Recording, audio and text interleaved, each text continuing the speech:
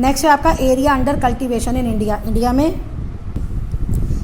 India में देखो किस किस चीज़ का कितनी कितनी जगह पे खेती होती है। इंडिया का जो हम टोटल अगर लैंड लें इंडिया में जहाँ पे खेती होती है, जो इनकी राइस व्हीट की है वो 99.5% इंडिया में, मतलब ज़्यादातर लोग इसी की खेती करते हैं। फिर ये आ गया आपका चिकपीस, मेरे ख्याल से चना होता है, चना। ऑयल सीड्स ये मिलियन हेक्टेयर्स में है, सॉरी ये जो है 99.5 मिलियन हेक्टेयर्स में ये खेती होती है, परसेंटेज नहीं है ये। 31 मिलियन हेक्टेयर में इसकी खेती होती है। ये सारी आपको जगह एरिया दिया है, कहाँ कहाँ कितनी कितनी जगह पे क्या खेती होती है। ठीक है, नेक्स्ट है जर्नरी ऑफ एग्रीकल्चर प्रोडक्शन, कैसे होता है ये एग्रीकल्चर प्रैक्टिसेस है ना। Specific journey of agriculture production from identification of land.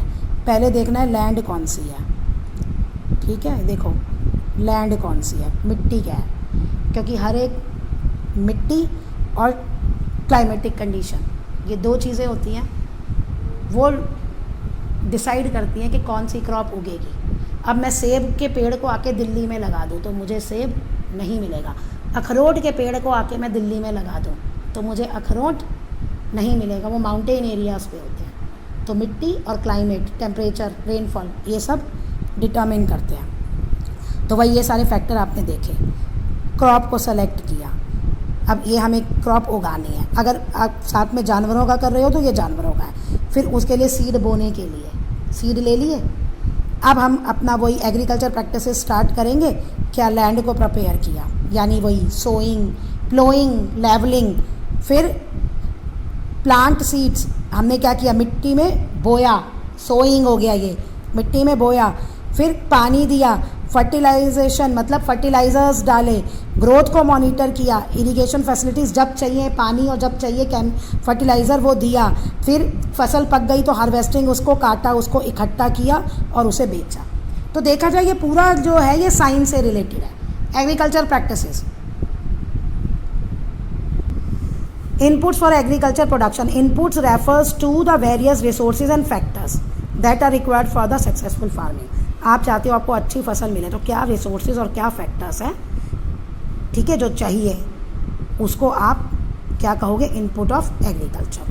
पहले क्या चाहिए, लैंड। भैया धरती है तभी तो खेती करोगे, नहीं तो कहाँ करोगे। अवेलेबिलिटी ऑफ सुटेबल लैंड, कहते हैं ना बैरन लैंड है, इनफर्टाइल लैंड है, बंजर ज़मीन पे खेती नहीं होती। अब सुटेबल लैंड देखी पहले, जैसे टोपोग्राफी, पानी मिले कैसे है भाई, वहाँ पानी कैसे आएगा, ये लैंड सुटेबिलिटी को डिपेंड करने में मदद करते हैं, अलग अलग क्रॉप्स के अलग। अब मिट्टी की क्वालिटी और फर्टिलिटी इंपॉर्टेंट फैक्टर है। Soil testing help access nutrient level, soil की टेस्ट होती है, उसमें हम देखते हैं इसमें कौन कौन से न्यूट्रिएंट प्रेजेंट है, इसका एसिडिक है या बेसिक है या न्यूट्रल है, और ऑर्गेनिक मैटर कॉन्टेंट कितना है। अब इसी रिजल्ट पे फार्मर्स कहता है कि क्या उसको अपनी सॉइल में चेंजेस करने हैं और कौन सी क्रॉप उगानी है और कौन सा फर्टिलाइज़र डालना है। सीड और planting material, high quality seeds और planting materials, high quality seed अच्छे होंगे ना, हाई यील्ड वैरायटी सीड्स, उससे पैदावार अच्छी होगी। असेंशियल है, farmer need access to reliable sources to obtain seeds that are adapted to local climate. अब किसान को वो वाले सीड लेने पड़ेंगे जो उसके क्लाइमेट के अकॉर्डिंग पेड़ में बन सके, जर्मिनेशन हो चुके, उनको बीमारी भी ना लगे और जो वो चाहता है कैरेक्टरिस्टिक्स वो उसमें हो। तो ये सब पॉसिबल है हाइब्रिडाइजेशन से।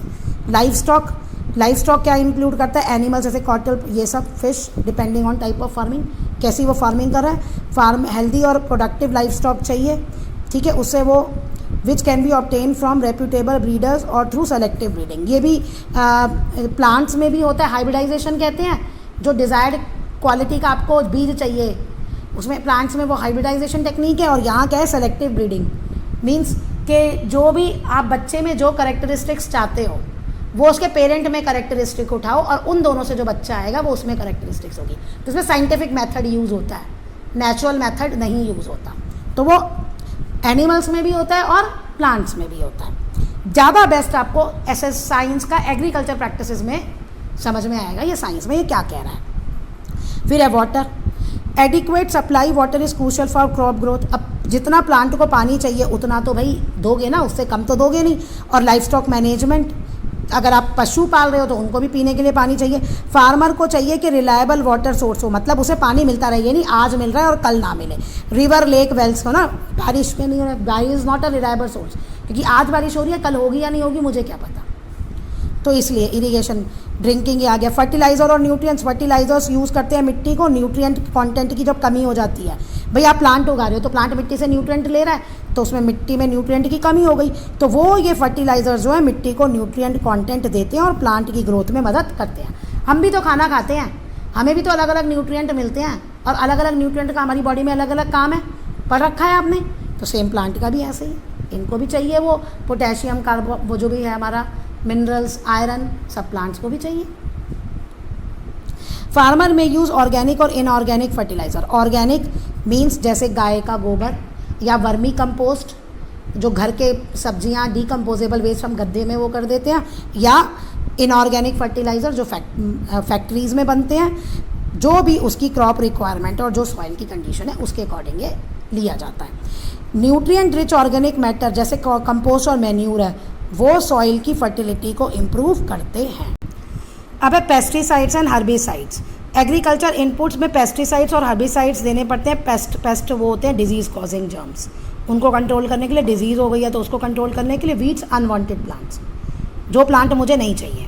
फार्मर्स यूज़ केमिकल और बायोलॉजिकल प्रोडक्ट्स।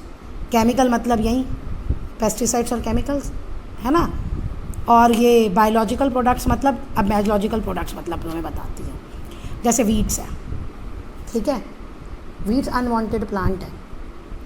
अब मेरी गेहूं की फसल है, साथ में कुछ कुछ जगह मस्टर्ड के पौधे उगाए हैं, वो मैं नहीं चाहती मस्टर्ड के पौधे उगे, मैं एग्जांपल ले रही हूँ, तो मैं ऐसा पेस्ट उस पर छोड़ दूँगी जो मस्टर्ड को ख़राब कर देगा, मस्टर्ड को हटा देगा, तो वो मस्टर्ड ख़त्म हो गया, मेरा वीट का वीट वैसा ही है। क्योंकि वीट्स अगर मैं बोऊँगी तो जो मेरे न्यूट्रिएंट वीट को चाहिए मिट्टी से, वो मस्टर्ड भी ले रहा है, तो इसलिए हमने उनका नाम दिया है अनवांटेड प्लांट्स।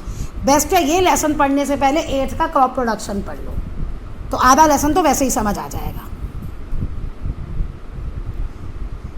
ठीक है। और as well as integrated pest management technique to ensure crop production. तो अब ये भी पूरा साइंटिफिक मेथड है, कैसे इन दोनों को मिला के क्या मेथड आप यूज़ करो कि आपको क्रॉप बीमारियों से बच जाए। मशीनरी और इक्विपमेंट, एग्रीकल्चर मशीनरी और इक्विपमेंट जैसे ट्रैक्टर, हार्वेस्टर, ठीक है, इरीगेशनल सिस्टम, स्टोरेज फैसिलिटीज़, ये इंपॉर्टेंट है। ये भी खेती करनी है तो आपको इस पे भी ध्यान देना पड़ेगा। ये क्या होता है, इसको करने से पहले आपकी लेबर रिक्वायरमेंट कम हो जाती है। आपने मशीन से काम करवा लिया, अगर आपके पास मशीन नहीं है, काटने के लिए हार्वेस्टर मशीन है, आप उस पर खुद ही काट लोगे, लेकिन अगर हार्वेस्टर मशीन नहीं है तो आप लोगों को बुलाओगे और लोगों को आपको पैसा देना पड़ेगा, तो आपका कमाई कम हो जाएगी। तो इसलिए ये कह रहा है लेबर, स्किल्ड और मैनुअल लेबर एसेंशियल इनपुट है, क्योंकि फार्मर्स जो होते हैं उनको जब सोइंग करनी है, लेवलिंग करनी है ना, हार्वेस्टिंग करनी है, और जो उनका जो एनिमल्स हैं उनकी देखभाल करनी है जिनको वो पाल रहे हैं, तो इन सब के लिए एक किसान, अगर बहुत बड़ा लैंड है, लार्ज स्केल पे, एक किसान अकेले नहीं कर सकता, उसे लेबर की ज़रूरत पड़ती है। नॉलेज एंड इन्फॉर्मेशन, अब नॉलेज भी ज़रूरी है। Access up to date agriculture knowledge, information और research finding is crucial for implementing best practices, making inform decision and staying updated and advancement in farming techniques. ये कह रहा है कि अगर आपको अच्छी खेती करनी है, इसमें रहना है, तो एग्रीकल्चर फील्ड में क्या क्या है न्यूज़, नया क्या क्या आया, क्या क्या कैसे बोएं। अब जैसे मानसून का आता है कि इंडिया में इस साल इतना मानसून रहेगा, इस साल इतना रहेगा, या ये भी होता है कि ये वाले वैरायटी अच्छी है, ये बैन हो गई, इसको मत यूज़ करो। तो ये सब इन्फॉर्मेशन जो है होनी चाहिए ताकि वो अच्छे से उसे बेस्ट प्रैक्टिसेस को इम्प्लीमेंट कर सके, सही तरीके यूज़ कर सके, ठीक है, और अपडेट रहे कि क्या नई चीज़ आ गई है मार्केट में। तो जितना आप scientific method, new technique use करोगे, उतना ही आप अच्छा कमाओगे। These inputs collectively contribute to the success and productivity of agriculture activities, allowing farmer to achieve optimal yield and profitability. तो ये सब प्रैक्टिसेस अगर वो यूज़ करेगा तो उसे जितना अच्छी पैदावार होगी और उसको प्रॉफिट होगा, मतलब किसान को, फार्मर्स को प्रॉफिट होगा, ये कह रहा है।